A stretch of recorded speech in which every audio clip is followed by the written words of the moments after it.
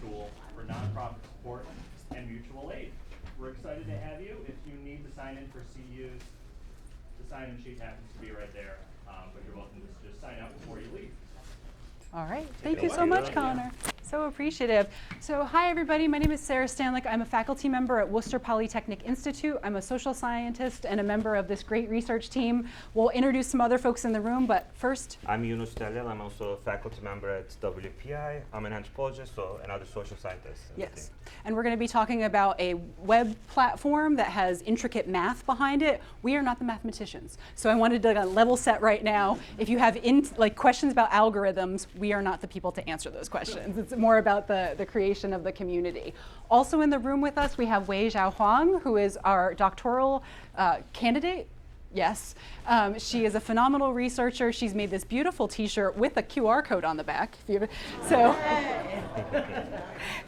So if at any point you want to learn more, you can it's a workable QR code. She is that good. Yeah, so pretty awesome. We also have Darren Cole in the back. He is an artist. He is a computational media PhD and another member of our team. And we also have PJ Sawchuk, who is on our board, as well as Mike Mitchell, who have been formative champions, thinkers. This comes from a brainchild of Mike's, and many of you might already know Mike, so thank you so much for inviting us into this great opportunity. All right, so we're gonna go ahead and get started. I'll let you all know, we'll try to be as interactive as possible. We have some things that we're gonna explain, so it's gonna be a little lecture-y, but then we've got some questions for you to share back, and we've got an activity also to kind of illuminate what SWAP could be, and then think about it in the digital space. So, yes, thank you very much. So the first thing, I wonder if just take a moment or two, talk to your table mates, and think about what you could do with 2 more hours in your day. Just 2 more hours. Take a moment, chat, introduce yourself to your neighbor.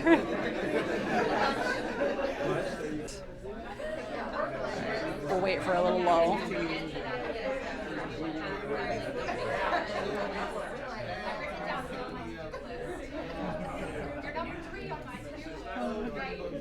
All right, we're hearing a little bit of a natural break, so we'll call you all back together. How many people said sleep, napping? Yes, I get you. Excellent. What other things did we hear in the room? What would you do with 2 more hours in your day? Can I hear from 2 or 3 people? Actually, clean my house. Yes. How about you? Yeah, please. Go work out. Yeah. Oh, who can't? Oh yeah, please come on over. Yeah, thank you. Welcome to the room. Come on in. Yeah. All right. So we heard sleep, we heard clean, we heard workout, a lot of personal, those personal things that help support a kind of mutual aid and connection with your community members, and also work towards collective impact, because we all care about our communities that we're in, and oftentimes we don't have the opportunity to share towards that larger goal, at least in a stepwise way. So I'll kick it over to Yunus to kind of go through our goals for today. Oh, yeah. Yeah, please don't wipe out. Don't die. Don't die. Oh, I messed up there. Okay. Yeah. All right. I got it. Here. Okay, so this is just a kind of outline of what we want to achieve. Yep, blank screen. Okay. That's what we promise. Easy to deliver. Well, good night. Good night, folks. Here. Yes. Okay, now we have to do it. Yes. So we want to explain the tool we've been developing, and kind of help you understand where we're coming from, and also what could this mean to you, for folks in the nonprofit space. And we want to also share with you kind of how we see this, not just simply a technology, but we want to actually think this as a community support or community building tool. Mm-hmm. And the last is kind of our invitation to you, if this seems cool to you, we would love to have you join us. Yeah, absolutely. Okay. So SWAP is this is it's just swapping, so it doesn't stand for anything bigger than that.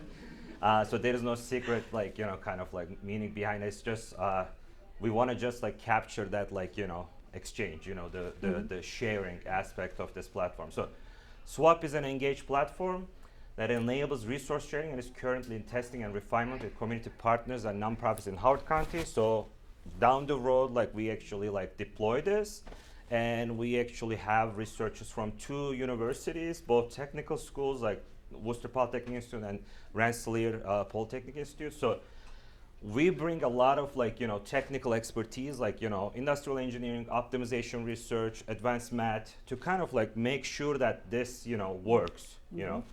But on top of that, we like wanted to combine, different, types of expertise coming from social sciences, humanities, community engaged research, again, to make sure that this is a technology that works for nonprofits, not make like nonprofits work for this technology, right?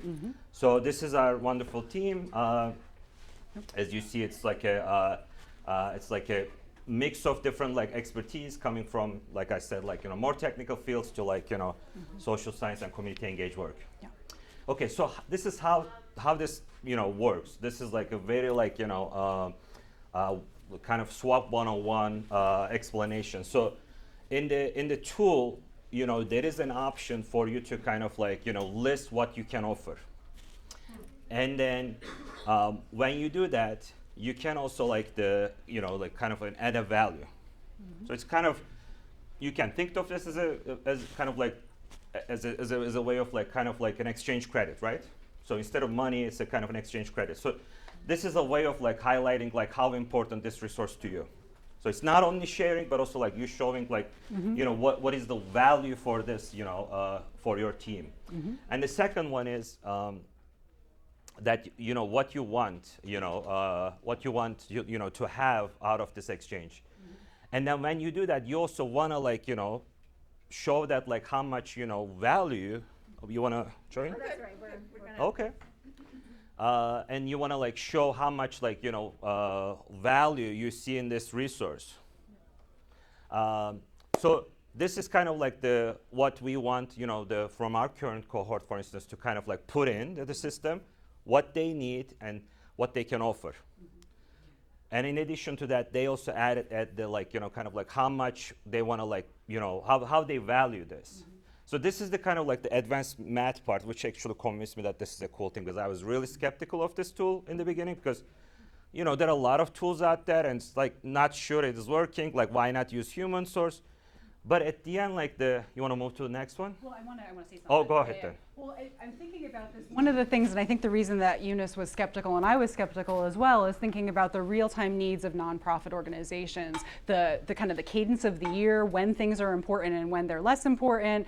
There's grant cycles, there are certain holiday cycles, there are things where you ramp up and you have your annual events. So we were trying to really understand, like, can this also capture the nuance of the work that you all are doing in a way that's meaningful and purposeful to you? And that's where the valuation can come in, because you can self-determine, here's what this is actually worth for me right now. And it also helps an appreciation of what's in the system. So we were doing interviews yesterday and talking to folks, and some people were like, I don't need a conference room. We're in a great place where they have this shared conference room. That's not of interest to me.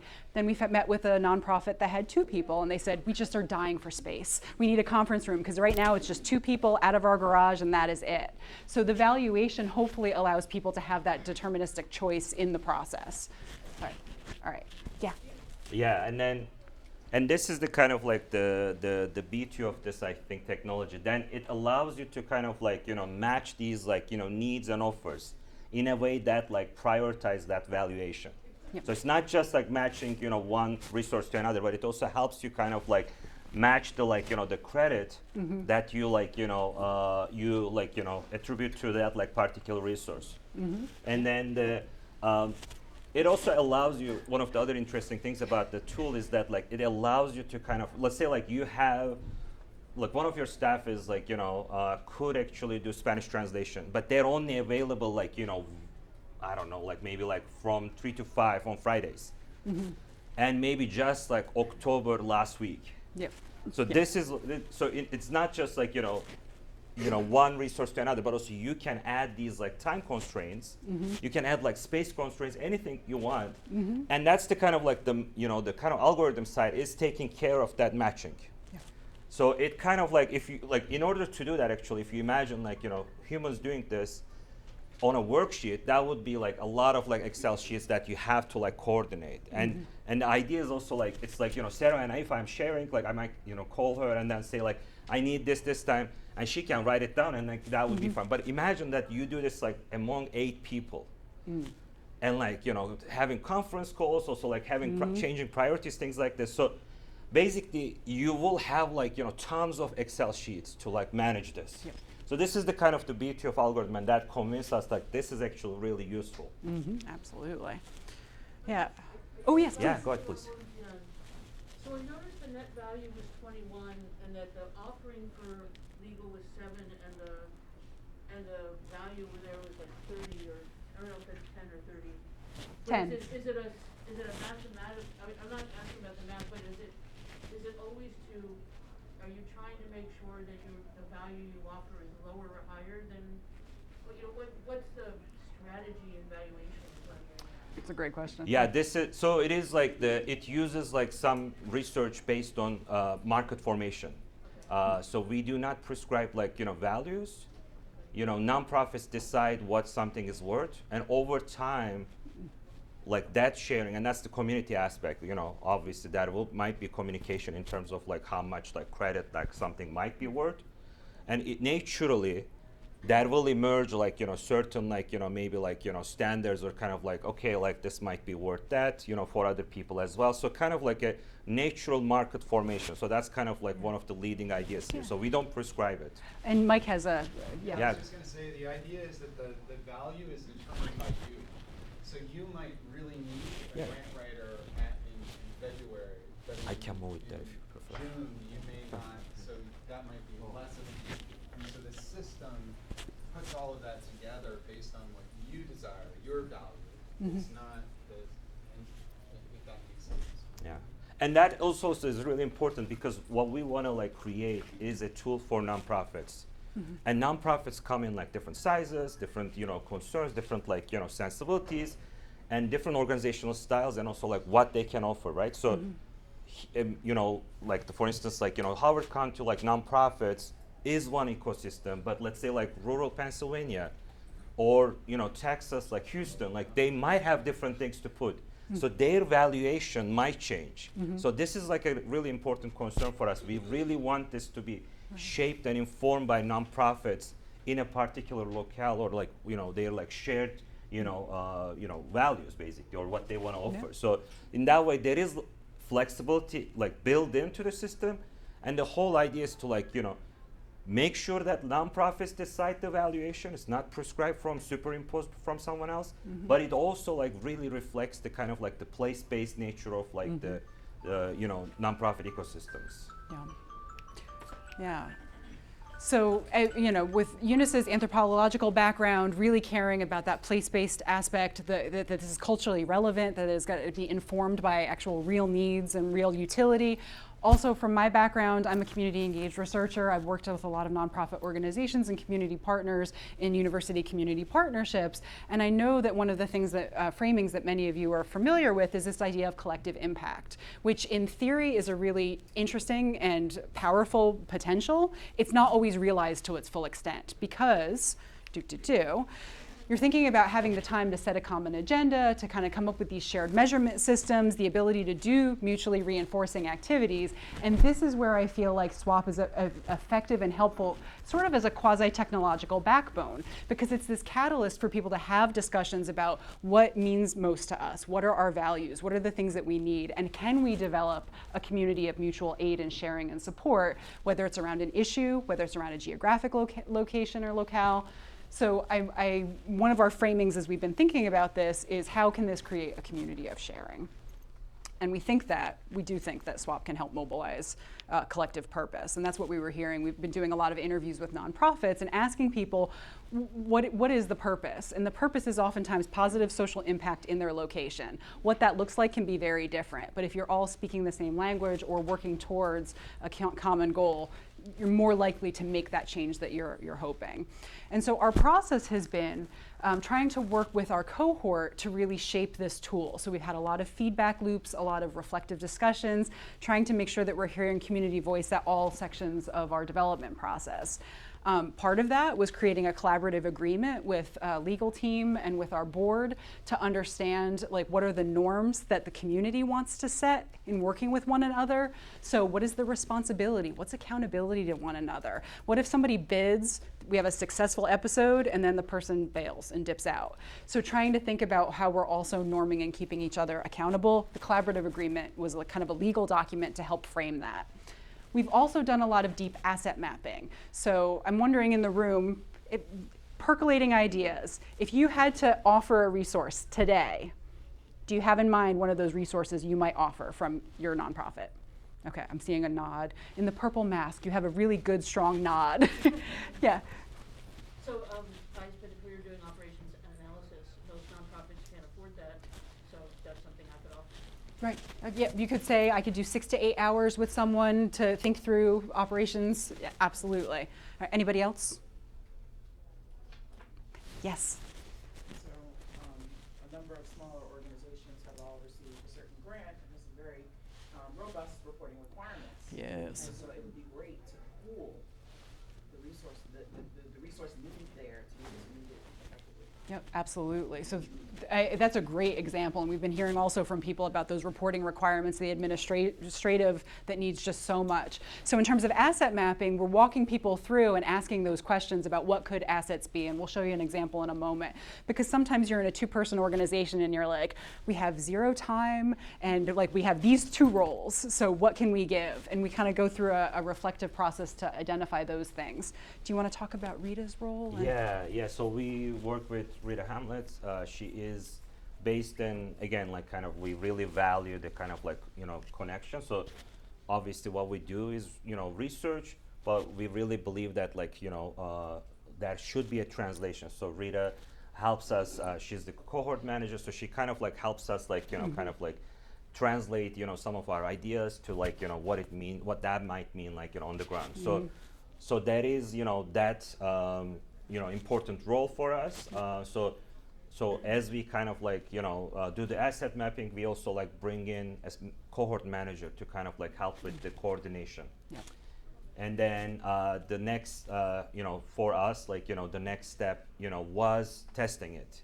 And we have like tested twice. So we have actually had like 2 rounds of, 2 episodes of sharing. And they were successful, and we really need to see that it works, like because, so the algorithms work, like, and there are no glitches in the system. So we now confident, like, that this is a system that works. Yeah.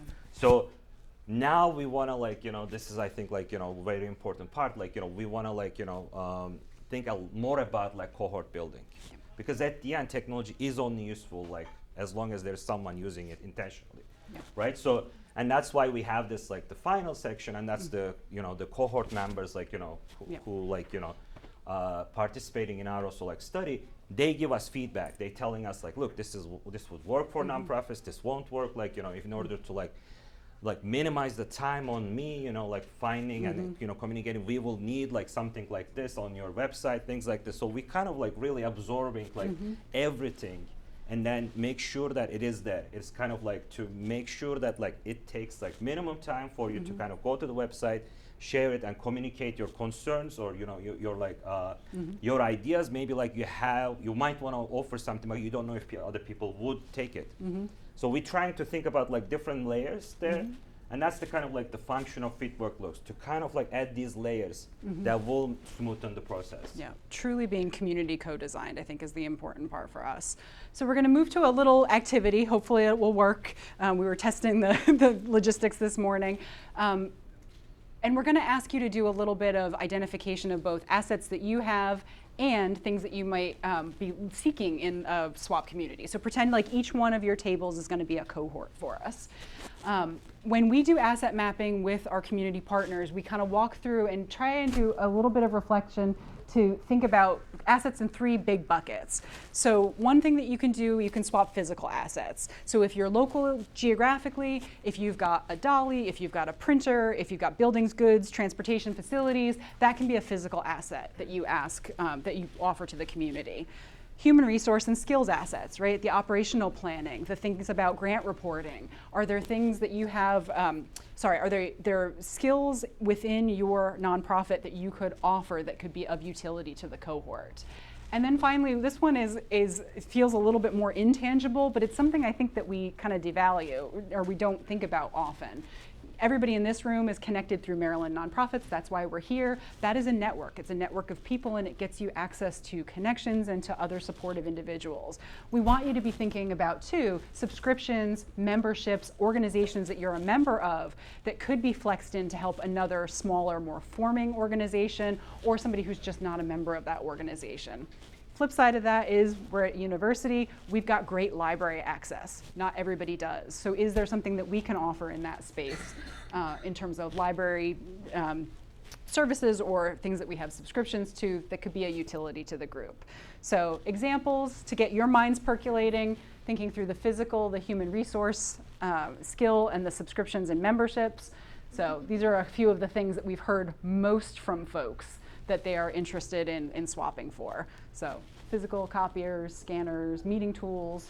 If anybody has one of those super cool owls for meetings that can pan the camera. Proofreading skills, file management, data visualization under human resources.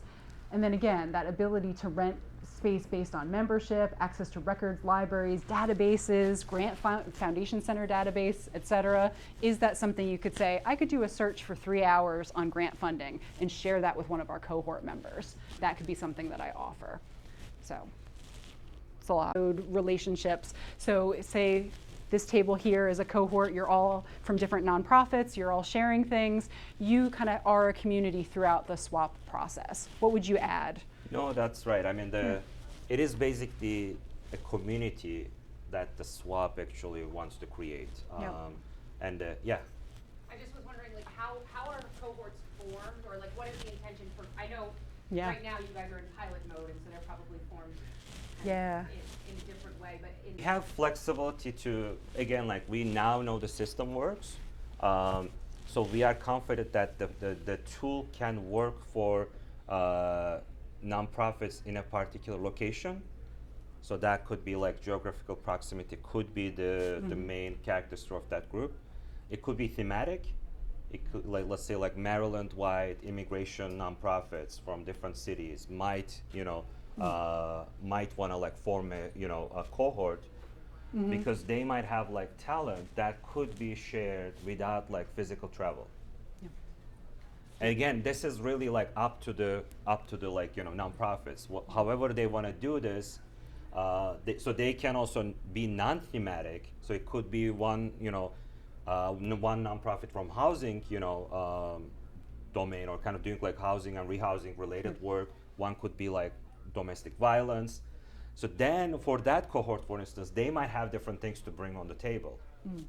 So that's kind of like, again, like, and also like from our perspective, a nonprofit could be on eventually after a few years, so then they can benefit from different, kind of networks. So an immigration nonprofit, for instance, can benefit from a swap cohort with non-immigration nonprofits. So they would have like more specialized skills, and that would be right to like plug in. But they could also work with like other folks that do a lot of events maybe, and then maybe that's something they need, because they got a grant for 5 years, and now they put a lot of like event activities, but they don't have that capacity. And that swap actually can do that. And we actually heard from funders that they would be willing to acknowledge this as a kind of like part of their part of an institution's organization's kind of like capacity. Is there a public-facing side to this? Because I see certainly a lot of value in creating that network across, you. but a lot of these organizations have public-facing resources, and this becomes a network directory, if you will. Is there a side to that where the public can get a menu of who does what? Not currently. No, it has been like building because of the community aspect to it. I think that we've been also inventorying as we've been talking to folks these different ideas or how it could be a utility, and then also participating in events like these to be very clear about what's available and what's possible. So ramping up to that maybe potentially. Mike, did you have an addition on that? Well, I was just going to say, some of the ideas we've talked about is in time where a company can say that they want to contribute to the swap So let's say you have a Yeah. cohort of, say, immigration nonprofits, and T. Rowe Price comes along and says, we want to do something about immigration, so they contribute to the pool, and then it adds to the resources that the pool has. But we're not there yet, but it's Yeah. Right. building. And I just wanted to mention, Yeah. too, one of the other questions was about the size of the cohort. Yep.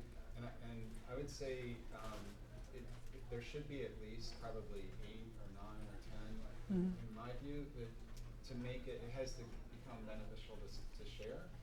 But one of the big challenges is just finding nonprofit leaders that you have to trust, and it's very scary. Yeah. But the alternative to not trusting is staying in the status quo. And for all of us, we know that's not acceptable Yeah. because we want to get our mission done. So this is an opportunity to make it work if we can get through the testing and all of that. Yeah. Absolutely. Yeah. Yeah. Yeah, and then I think like a minimum would be like definitely I think an ideal is like 8 to 9, but I think the system is able to like handle like 15 to 20 if needed, and also Yeah. obviously like the size matter because like if there's a cohort of smaller nonprofits, obviously like maybe they might want to have more nonprofits so that the volume of exchanges would be like larger. So we have flexibility, but I think Mike is right that like 8 and 9 is like an ideal number to like take off. Yeah, and I think Megan's other question was about the how they get started too. And so right now we're kind of like an open invitation to talk with folks and to set these cohorts up to scale it a bit. Hopefully we get to a point where it is a platform that is like kind of managing itself. We'll still be overwatching it and supporting it and all of those pieces, but we hope it's a more adoptable, flexible tool as we get a little bit more kind of sophisticated over time and more people use it and we have more case studies to be able to point to it. Was there another question? I'm sorry, did I see? Yes. I think you answered it, but I'm not sure, which is, how are cohorts formed? Do nonprofits have to figure out their own cohorts and approach you, or are you forming cohorts from the nonprofits that you encounter? So what we've been doing is we've been having discussions with people. And so in some instances, there are kind of ready-made supportive communities that are already working around an issue, and they're like, we're interested in this, we would love to work with you to realize what this could be. With our first cohort, it was a little bit more through kind of like social capital and connections, and then doing some of these open asks. And so it's like we don't necessarily have people that we're saying like you can be a cohort now, but we've been having these dialogues and then trying to kind of piece it together in a way. Mike, do you have an insight too? We're starting, so the research team is doing this amazing job pulling this all together, and then we've just formed a nonprofit called SWAT, and Sarah's on the board of that nonprofit, as well as one other team member and PJ, and the idea is that we would either go out and form cohorts or folks can come to us or the Yeah. users. Yeah, that's the sophistication. That's what we're going to get to. Yeah. Yeah. All right. Yeah. I'll hold it. I don't want to, I want you guys to be able to. It's probably a good question. Yeah, yeah, I let's just- It's really, it's more through thought. So I guess like Yep. Yeah. one really intriguing thing to me is the idea of kind of funders as an entrance into creating a cohort, because I do think that there's some self-interest from a funder's point of view in, I work as a funder right now, but I've been on the nonprofit side as well, and so, there's the self-interest of seeing that resource pooling because you're investing money across these set of organizations, and so that might be a really interesting entry point into creating a cohort. And then second of all, I think about kind of a more national or regional organization that has local nonprofits. I worked previously under the Gamaliel Foundation doing community organizing. They have a national umbrella.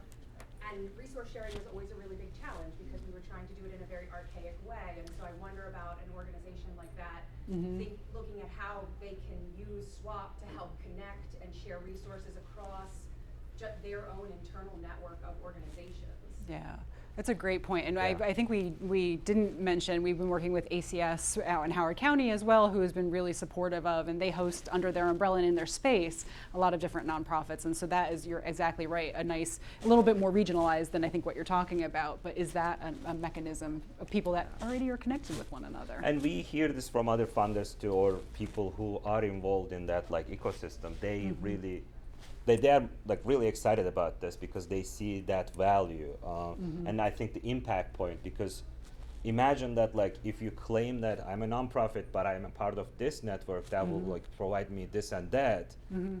then actually you present a big, like much like, you know, attractive portfolio as a nonprofit. So, so that's what we're hearing. I mean, again, we are researchers, so we are trying to like collect data and then like objectively kind of like try to like, you know, to build, you know, this system. So that's what we've been hearing. Yeah, and our curiosity from the research side is like, is it more issue specific? Is it more regional? Like, you know, are there conditions and variables around how cohorts get formed that makes them more successful or more responsible to one another? Those are all questions that are in the backgrounds of our, well, our foreground of our mind, but we don't necessarily push that on you guys to talk about. I think, and that's the last, that will be the last thing, but just to like get there now, like, that's why we're inviting you folks. I mean, we want actually like you take the first step, you know, kind of, I mean, we doing the actually maybe the first step now, doing this presentation, but also we want you to like take the second step, say that we are interested, and then we can actually connect you to the other folks. So that's actually like what we want from you, like to like, you know, to come to us and then express your interest, and then we will like, you know, connect you to other folks. Yeah. Is there a scenario where an organization would be a part of multiple cohorts? If there's regional versus mission-based? Yeah, that's the. I mean, the technical side is able to like, you know, handle this, and then we've been discussing that. That's kind of like one of like we like go through several scenarios, and that's one of the scenarios we've been thinking about, and that could work, I think, in terms of like the management and things like this. Like, you know, the conflict of interest would be very minimal in that kind of situation. And the technology will support that, because what you enter, like technology is able to like separate like what you put on one network to another, so that there won't be any kind of like, you know, whatever the word is, like kind of mismatch or kind of like, so like we think that our technology is able to handle like multiple entries like that. The system. What if somebody moves out of state and you lose somebody from the cohort, or like reciprocity, one's not actually giving back to another? Like, that's a great question. So in terms of the loss, like we have been trying to recruit, because we did have that instance. We had somebody who was all in and wasn't able to kind of stick with it. So trying to recruit other cohorts. I think the episode model helps really nicely, because you have a contained episode. It runs, people have the reciprocity, and then another episode happens. So if somebody bows out after an episode, it's not like they've kind of left, right? Hopefully you'll flex somebody else in. Can you just say what an episode is? Yes, so episode is what we've been doing, how we've tested it so far, is there's a section of time where you talk about like what needs are available and what needs are asked for. People will put their bids in, the swap will happen, everybody is then told like who you matched with and what the expectation is, and then you've got a week or two to then deliver upon the thing that you've promised. And so these go in cycles, so hopefully if somebody dips out, you can either or that you just know what you're working with in the next episode. Yeah, another thing is I think having like a little bit of a larger cohort help like, you know, that group to kind of weather any challenges, because it doesn't have to be just like they kind of like withdrawing. Maybe they actually going through a terrible like, you know, month. I don't know, maybe like the executive director like lost someone in their family and they cannot. So we want, again, this is like what we learning, and we want to like make sure that this is a community tool. So we want to like build those kind of like, you know, safeguards to make sure that like the community will come in, and that's the idea of like having a bigger volume of exchanges. So it doesn't matter actually like one-to-one exchanges, but there would be enough resources to pass through, let's say, a month. And then when that, let's say, like nonprofit is back in the game, they can actually like join and continue what they can offer and be like part of a full member. So that's kind of like we think about weathering a lot, like how this community could weather those challenges, and that's something we learned a lot. I mean, Sarah knew about these things, seasonal difficulties, things like this. So that's something like we really like want to like, you know, make sure that this tool is able to handle that, because we know that it's not like for-profit world. It's like constantly moving, because there are like grant cycles, things like this, you know. So we want to make sure that like you know, what we have would work for like the calendar of the nonprofits too. Does that answer? Is that a good? Okay, all right, thank you. Okay. Yes. I was wondering how the members of the cohort pay to use the swap mechanism. They don't. They don't? They right don't. now they don't, but that's another like scenario. I don't know if like you wanna. Yeah, Mike, do you wanna? So we're starting a nonprofit, and our vision is think our vision will be finding funding to pay for it so it can be done for free, or if it turns into a subscription model. The idea is not to make money though. The idea would be to support the infrastructure to make it happen. Yeah. So one of those two things. But presumably, for example, the foundation came along and said, we'd like to pull together our grantees, and then maybe the foundation would pay. Like it takes, the Wei Zhao over there is like the real, she's actually the technology expert, and she's sort of the behind the scenes working with like Mary here and some of the people, so that's kind of a longer term model. Yeah. Just I'll say one more thing. So some of these things like we have a National Science Foundation grant, so this is actually how we kind of like support like some of the costs. So for instance, like some of the funding goes to the cohort manager, and obviously like we support like graduate students doing a lot of work, and also like so we can also come here and like do this. So National Science Foundation has been like crucial for this episode. From our perspective, like what needs resources is like the technology maintenance, because we will have the tool, so it needs to be like what Weijia is doing, like someone needs to like debugging and kind of like figuring out if there are problems. Possibly management could be like one cost, and I think those two are the main things, and I think that could be easily covered by like like a generous like donation by a funder, and then we try. I guess like what I'm trying to say is like our goal is to minimize the cost for this to run for nonprofits. So a lot of the things we're creating will be reproducible, like asset mapping, feedback loops. We like creating all these features to make sure that like these won't actually cost in the future. So we actually like what we do is like we do research, but we also do research informed development to make sure that like this is actually a viable product with minimal like burden to like nonprofits. So those are the two main like costs for like coming years, and I think like Mike is saying that it will be a minimal cost, I think, like for this kind of like tool to work, and could be easily covered by like some kind of donation, I think. Yes. Here's like a kind of, it's not one-to-one like one-to-one kind of like representation of how SWAP works, but it kind of like carries the idea. So that's what we wanted to like this activity. So we will first ask you to like take sticky notes and write 2 needs you have and also 2 things that you can offer. Yep. And you remember Notes of people, and hopefully. All right. Hopefully 1, 2, 3, 4. Hopefully that's enough. Oh, you got them? Are you guys all set? All right. Do you have all of the sticky notes that you need? I believe so. Okay, all right. Do it. Yeah, go for it. Yeah, of course. Do you guys have? Yeah.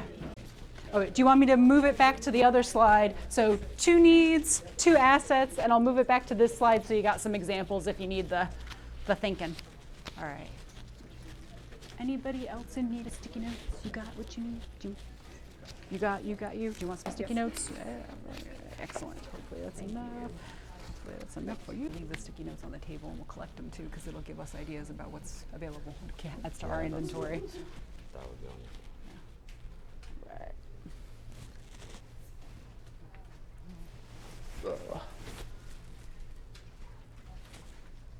Really good questions. Really good questions. Great. I'm glad that we're recording this. Gets everything. Oh, yeah, same. Sometimes I do presentations and I couldn't tell you what I said. Yeah. Hey.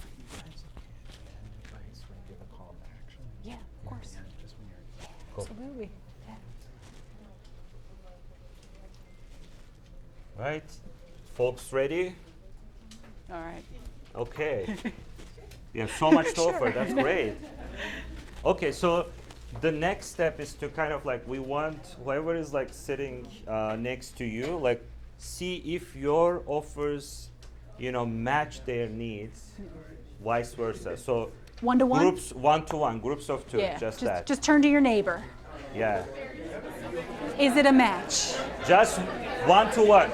So maybe you two can like, Yeah.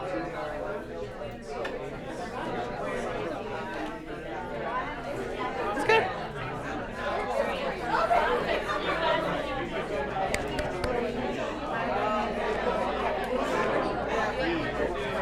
energy.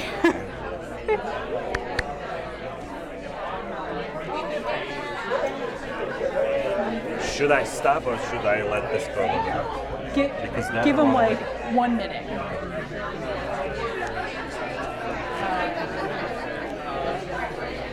What was the next slide? The next slides are basically like just showing us where we are in the process. Some of the stuff that we've continued. Yeah. Okay. All right, folks. All right, let's take a break. Ella? Clap if you can hear us. All right, clap if you can hear me. I know. Yeah. What do you want me to do? Good. Clap if you can hear me. Clap if you hear it!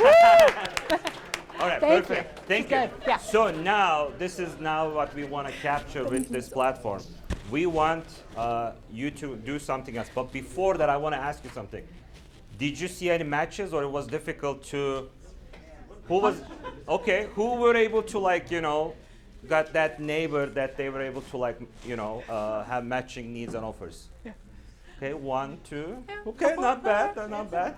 Okay, so what we want to do with, swap the platform is to actually for you to work as a cohort in one table. Yep. So you don't have to add more, needs and offers. Just put it in front of the, at the center of the table, and see actually whether you see more matches between your needs and offers. Yep. So full table discussion. I was trying to do the clap. She got us. That was perfect.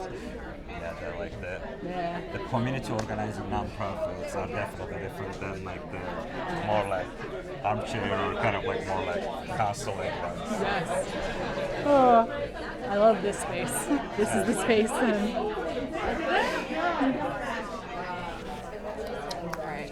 We also need to make sure to have a pitch for Wei Zhao and her sign-in sheet too. If you're interested, come back to us.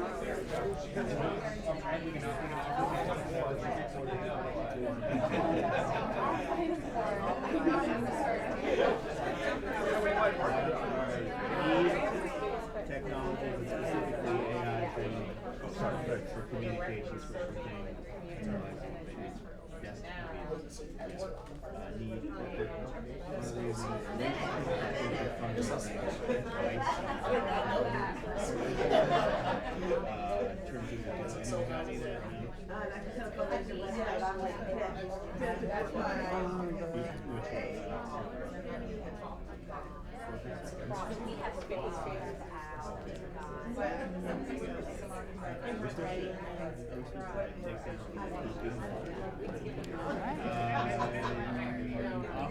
I feel like the photographer is thrilled. Yeah, it's been some good. Right. Okay, we gotta Yep. cut this off or something. Yeah. People are moving and grooving. Yeah. So I can't make 2 points. One of them is Sure. now we have a bigger volume. Yep. And then that idea of A takes from B, B takes from C, C takes from A, and then the arrows. Imagine too many arrows that allows this. My point is The second one is the token. yeah. What was the? I lost it. I'm good. No, you say what was? I lost it. I'm not sure what. Yeah. Sorry. Okay. Cool. Oh, just the time, you don't have the benefit necessarily of being in the same room at the same time to have these discussions, right? So the swap is giving you that space. Yes. All right.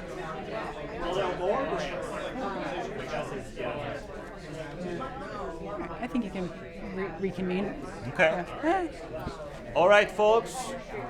Thank you so much. This is great at talking. I love that. I know. All right. All right. I want to make 3 points about this. So Yes. one of them is do you feel like you had more matches? Okay, one table. You did Yeah. more matches. Yeah, more More matches. Maybe, maybe not. Okay. Okay. But after the conversation, did it help? To kind of were you able to create more matches? Yeah. You Oh, still so we doing gotta- over to oh, you? we got. Okay. Sorry, Karen. Since we don't have a lot of time, and I know that you possibly want to go to other panels, like so we don't want to we want to finish on Yeah. time. So one thing what we want you to think about as part of the reflection is to kind of recognize the volume of things that you can actually benefit from. Mm-hmm. And imagine that now we ask you to write on a sticky note, but actually that thing could be offered multiple times. So actually multiple nonprofits can benefit from, most likely, from that resource. Mm-hmm. So you now actually multiplying possibilities of benefiting from a resource that you didn't have. Yep. And you now know that other people can benefit from the things that you possibly are not using 24/7.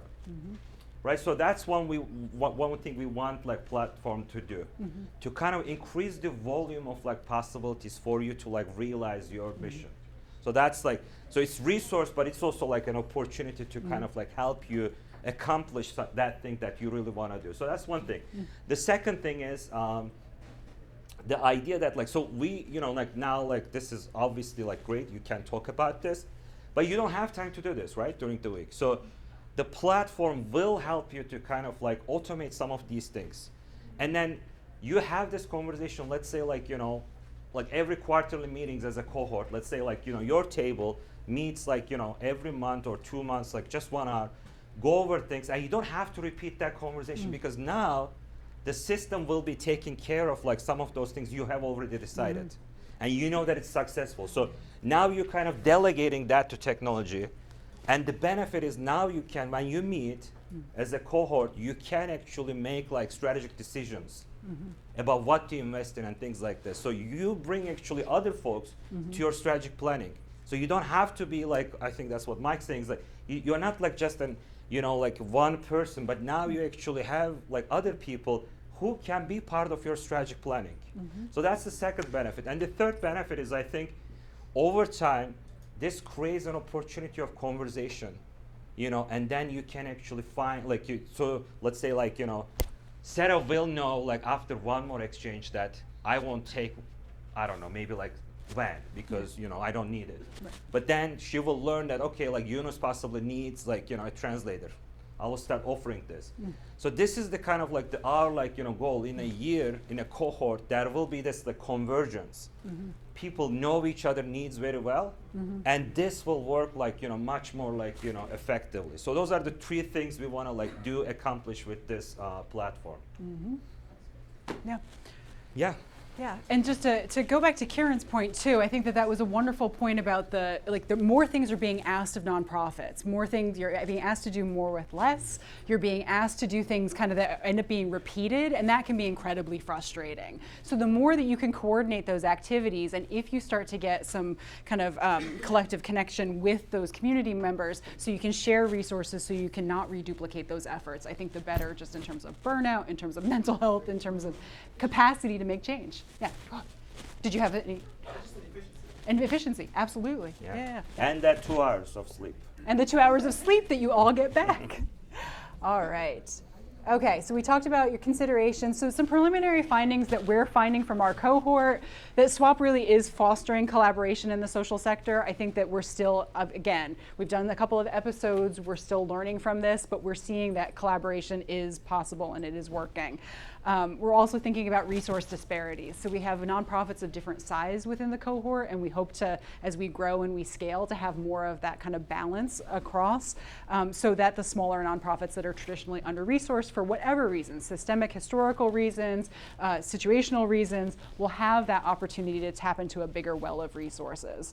As Yunus mentioned, that increased capability for priority setting, to be able to think beyond the triage mode of things are happening all the time, I'm just trying to cover what is directly in front of me, versus thinking 3 to 5 years down the road, your kind of big, hairy, audacious goals. And then learning how to value resources. I know one of my, and we've offered resources too on the platform just to help kind of like make these connections and also to show our investment. And I don't necessarily know how to say 2 hours of my proofreading, what that is worth necessarily. And that also goes into that valuation and that planning. And so over time, kind of understanding how you're able to make that legible to other audiences. All right, and then some participant reflections. Right, people talking about the community aspects, the administrative pieces. We're hearing directly from folks the benefits. These are from the nonprofits also, just yes, from our nonprofit participants. So these are the nonprofits telling us, yeah. And then I felt like this one was a big takeaway for us, actually having a life. Because when we asked you what you would do with 2 more hours, some of it was about work. Most of it was about attending to yourself and your own sanity. So I think that this couldn't be a better outcome for us. So we talked about scaling, open invitation. I wonder if I can kick it over to Mike. You had a call to action for us. Yeah, so my name's Mike Mitchell. I know some of you. I've been an executive director for much of my career. I led Habitat for many years, and now I lead a nonprofit. And all those years, I had been so frustrated by how hard it is to get additional resources and collaborate.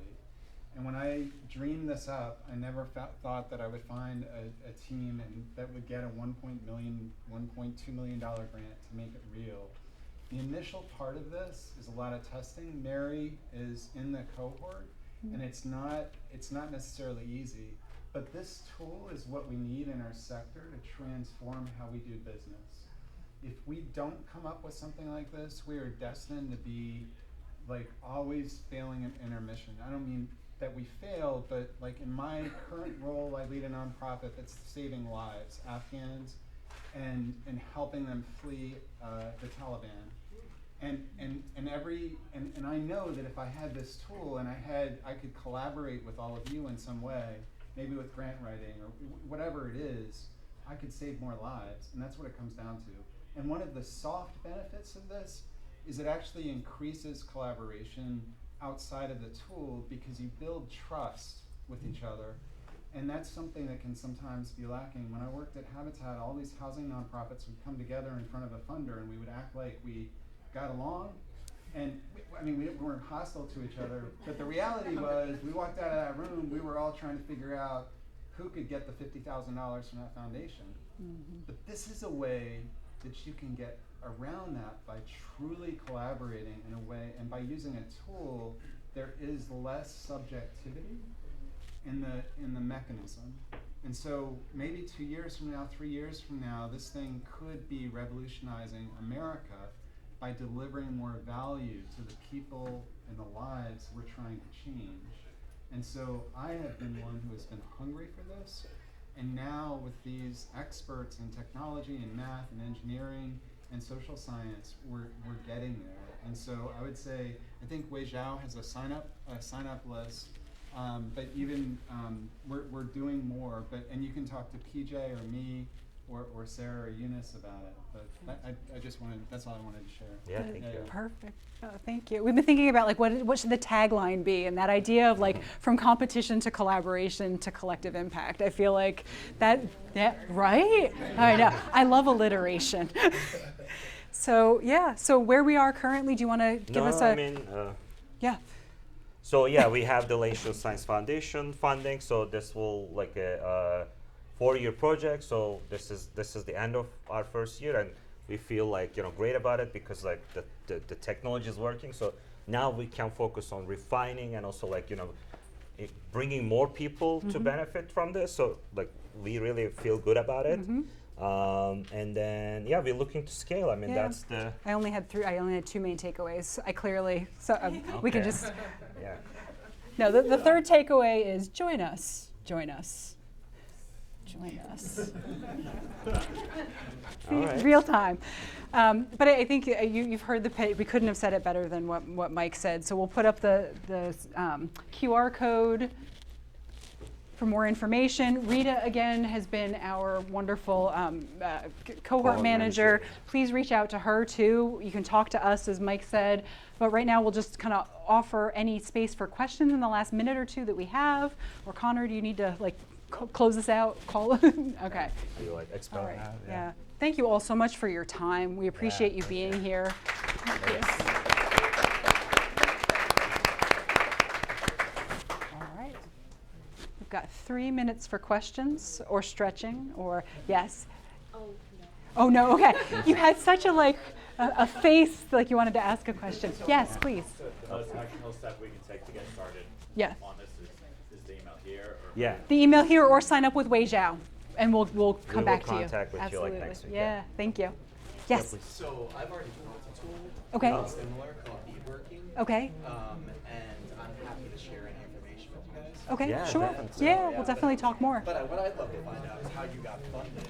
Yeah. Because I personally spent all the money to do this. Yeah. So it's Yeah. like, Yeah. You know, how Yeah. do you guys get the grant on that side to do it? I think part of it is the team that we put together, the multi-institutional, the different backgrounds, the fact that we had I think Andy is really well established within NSF, and there's a lot of trust behind him. So I don't know. I'm a little bit later to the group too. Yeah, it's a research grant. It's not actually like specifically meant to like develop this tool. Yeah. Yeah. It is a research through developing the tool. That's in a fair, way. yeah. So at the end, like the kind of National Science Foundation like funds basic science research.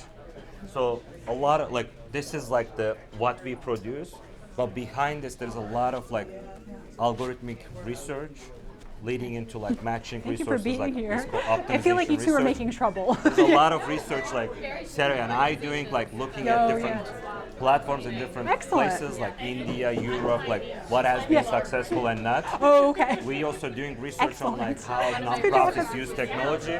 So we do bring Excellent. all Well, I'm these so like glad. research Fantastic. areas. Thank you. Thank you for to being here. inform and this. for- So this is just yeah, like the good spirit around the activity. like from the research side. This is the tip Thank of you the so iceberg. much for being here. Thank you. Yes.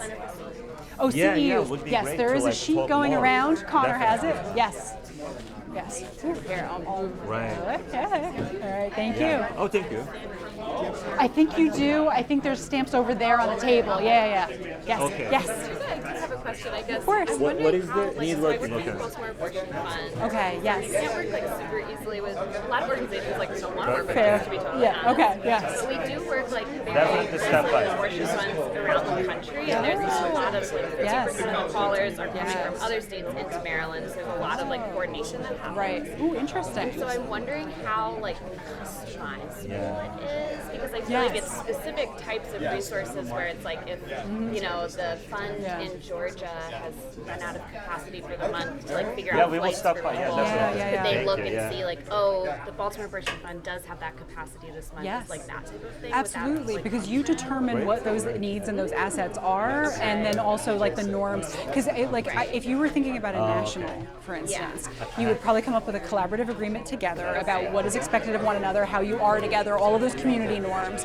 You'd all sign on, and then you would have the mechanism to offer those things. Yeah, this is good. I think right now we're a little bit more on like an episode versus a like situational. But what we're hoping is to build like a Microsoft Teams, Slack, Yeah. something around it too, where people could also like send out a bat signal when there's something immediate. That's So, interesting. yeah, yeah. And then I guess secondary question would be like security. Yeah, Like, yes. what is it? Yeah, so in terms of hosting, it's on a university platform. It would only be accessible to the people within the cohort. Can I collect the post-its industrial to, engineers like, and data so we can scientists that- behind the scenes are thinking about confidentiality and all those Yeah, we pieces and can. trying to design Yes. for. So I have a lot of faith in them to keep it. Yes. I'm sure there are things that we haven't thought about it. Worcester, So. Massachusetts. Massachusetts? Yes. Okay. Yeah. Perfect. Yeah. Thank you for coming. And also Yeah. clapping. Do I have? That would be great. I got a card. I feel like we're always trying Yeah. to figure out Community like how to organizing, make it like, not you know. just like us emailing each other back Yes. and forth. Yes. And we've had No, don't please. so, and we all are different people too. So we've I had mean, those that might discussions be about some like, well, what ideas that we happens if haven't you're thought like about, so that drastically would be different wonderful, value yeah. sets Right. in a way that would, yeah. So we've been trying to like check our own biases No, as we and go I was through. laughing when I was like, oh no, we don't have anything to offer people because our only physical asset is like a bunch of Plan B, and like I don't know, like I don't know who's gonna want They don't it. give Like, anything. oh Oh, god. On the research teams, yeah. Okay, No, well, thank you so yeah, much. absolutely, and I'm happy to talk more too if you're thinking about things, just to be a sounding board. So please, yeah, yeah. Thank you. Nice to meet you. Okay. funded by the Catholic Foundation. Was it okay? Yeah. Do we represent Yeah. well? Volunteers with. Oh, it's a Excellent. volunteer I'm so work. glad. Yeah. I'm so glad. That's Hello. different than Yes. like. I mean, you possibly know this better than I do, but volunteer